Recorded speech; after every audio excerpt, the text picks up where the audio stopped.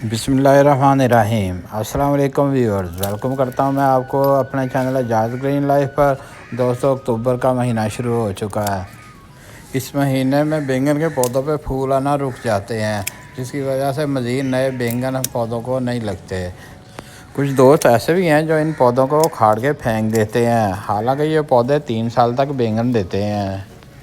इन पुराने पौधों से हम नए पौधे तैयार कर सकते हैं, लेकिन उनकी केयर करनी होती है और उनको कुछ फर्टिलाइज़र देनी होती है। तो दोस्तों, आज की वीडियो में आप देखेंगे कि हम इन पुराने पौधों से नए पौधे किस तरह तैयार करते हैं, इनकी किस तरह केयर करते हैं और इनको कौन सी फर्टिलाइज़र दें जिनसे इनकी बेहतरीन किस्म की नशोनुमा होती है और 5 से 7 हफ्तों में नए पौधे तैयार हो जाते हैं और उनके ऊपर नए नए फूल खिलते हैं और दोबारा बैंगन लगना शुरू हो जाते हैं।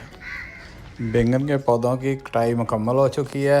इनकी शाखों को हम डिस्पोज ऑफ कर देंगे।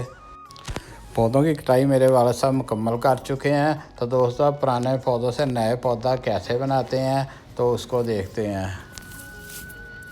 अगर हम इन पौधों की अच्छी तरह देखभाल नहीं करेंगे तो दिसंबर और जनवरी की तेज़ सर्दियों में ये पौधे मुरझा जाते हैं। पौधे को कटाई करते हुए हम नीचे से 5 से 6 इंच छोड़कर फिर ऊपर से कटाई करेंगे।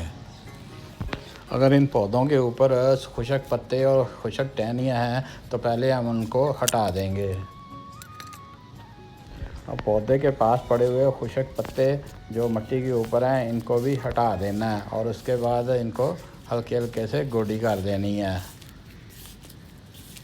ताकि इनकी जड़ों को अच्छे तरीके से ऑक्सीजन मिल सके। पौधों को तकरीबन हर महीने गोडी करते रहना है ताकि इनके ऊपर फंगस ना आ सके। बरसात के मौसम में और सर्दियों में फंगस बहुत ज़्यादा मिट्टी के ऊपर आती है, इसके लिए गोडी करना बहुत ही ज़रूरी है। गोडी करने के बाद हम पौधे को नाइट्रोजन वाली फर्टिलाइज़र देंगे। दोस्तों, जब भी पौधे अभी छोटे होते हैं, इनकी ग्रोथ होनी होती है तो उस वक्त हमें नाइट्रोजन बेस्ड फर्टिलाइज़र देनी चाहिए ताकि इनकी ग्रोथ हो।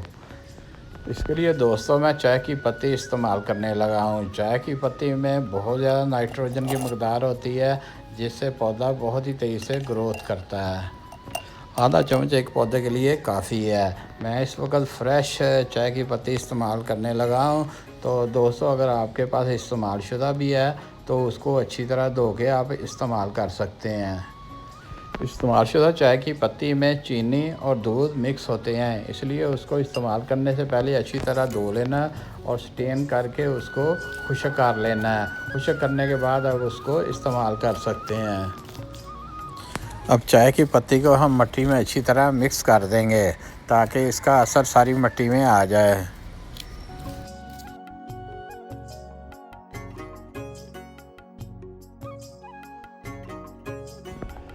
गोडी करने के बाद हम पानी देंगे और पानी इतना ज़्यादा देना है कि ये इसके नीचे जड़ों तक पहुंच जाए।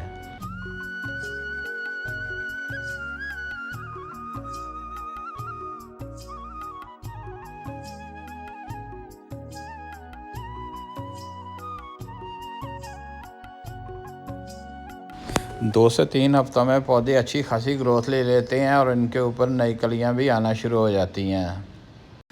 दोस्तों, जब पौधे स्टेज पे आ जाएं तो इनको दोबारा यहाँ पे ऐसी ऑर्गेनिक फर्टिलाइज़र देनी है जिसमें पोटाशियम और फास्फोरस की मकदार काफ़ी ज़्यादा हो।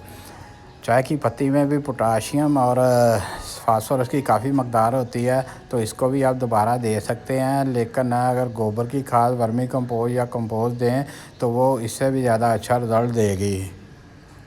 दोस्तों, ये प्लांट ऑलरेडी मैच्योर हैं, इसलिए इनकी ग्रोथ पहले से भी ज़्यादा बेहतरीन होगी। इनके ऊपर फ्लावरिंग और फ्रूटिंग दोनों बहुत ज़्यादा होगी।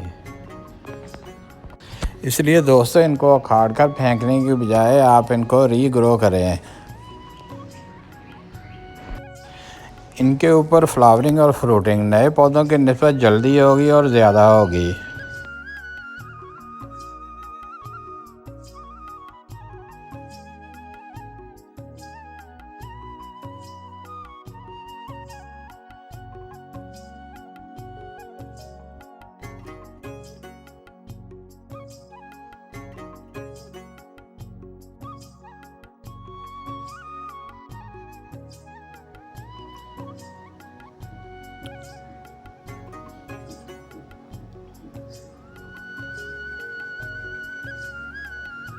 उम्मीद है दोस्तों आज की वीडियो आपको पसंद आएगी। इसको लाइक और सब्सक्राइब कर दें और साथ ही बेल आइकॉन को भी प्रेस करके ऑल को सिलेक्ट कर लें ताकि मेरी आने वाली वीडियो का नोटिफिकेशन आपको फौरी तौर पे मिल सके। मिलेंगे नेक्स्ट वीडियो में। ओके, अल्लाह हाफिज़।